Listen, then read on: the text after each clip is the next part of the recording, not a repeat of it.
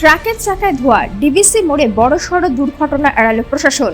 ১৯ নম্বর জাতীয় সড়কের দুর্গাপুর ডিভিসি মোড় উড়ালপুরের কাছে মঙ্গলবার আচমকাই একটি ট্রাকের চাকা থেকে ধোঁয়া বের হতে দেখেন স্থানীয় এক ব্যক্তি। বিষয়টি নজরে আসতেই দ্রুত দুর্গাপুর ট্রাফিক পুলিশ ও দমকল বিভাগে খবর দেওয়া হয়। খবর পেয়ে তৎপরতার সঙ্গে ঘটনাস্থলে পৌঁছান ট্রাফিক পুলিশ ও দমকলের কর্মীরা। যৌথ প্রচেষ্টায় পরিস্থিতি নিয়ন্ত্রণে আনা হয়।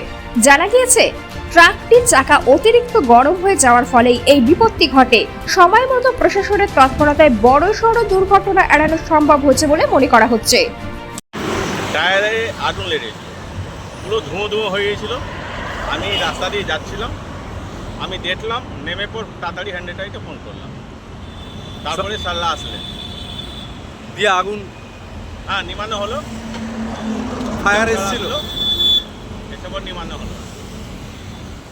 কোনো ক্ষয়ক্ষতি? না, ক্ষয়ক্ষতি কিছু হয়নি অমনি, কেন সময়টা ফোন করা হয়ে গিয়েছিল। কিভাবে আগুন লেগেছিল? টায়ারটা গরম হয়ে আগুন লেগেছিল, বেশি হিট হয়ে আগুনটা লেগেছে। আপনার নাম? সঞ্জয় বাল্মীকি। প্রত্যক্ষদর্শী? হ্যাঁ।